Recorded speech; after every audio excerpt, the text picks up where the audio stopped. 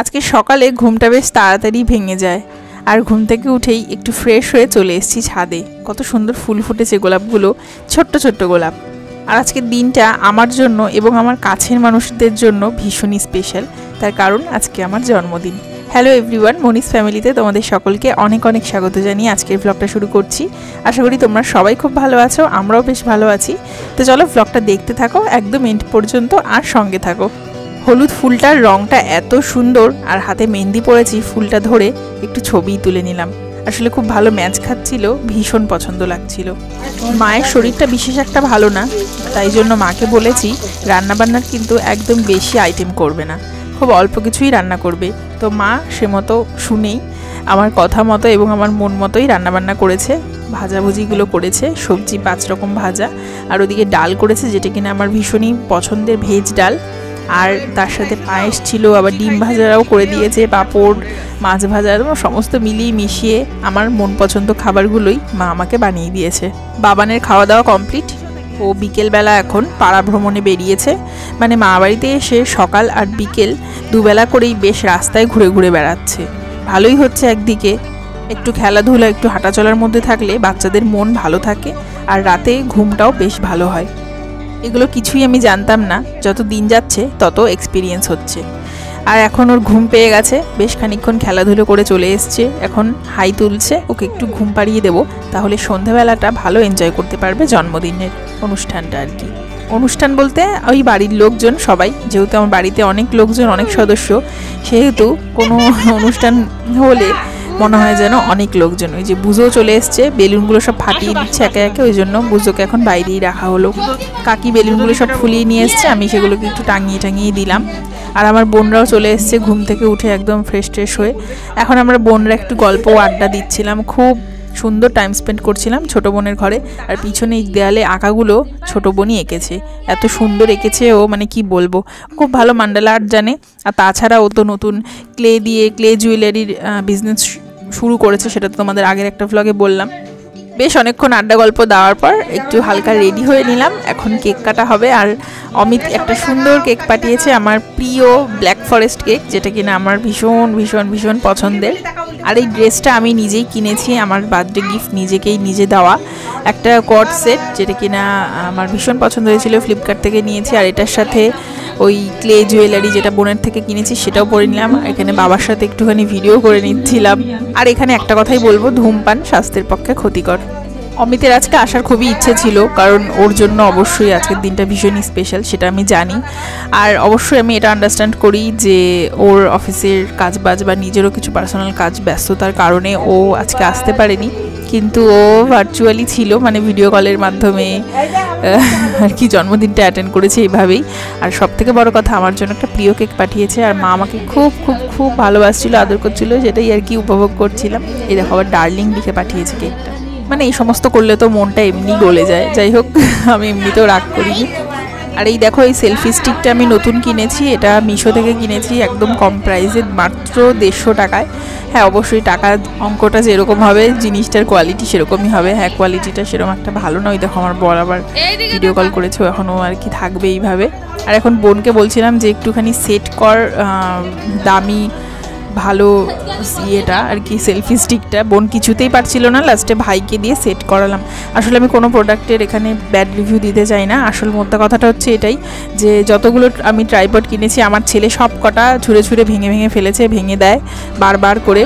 তো এবার আমি আর ইচ্ছে করে কোনো দামি বা ভালো মজবুত ট্রাইপড কিনিনি, এবার আমি একেবারে কম দামি কিনেছি। এটাই আর কি যে কদিন চলুক, তবে চেষ্টা করবো ওর কাছ থেকে একটু বাঁচিয়ে রাখার।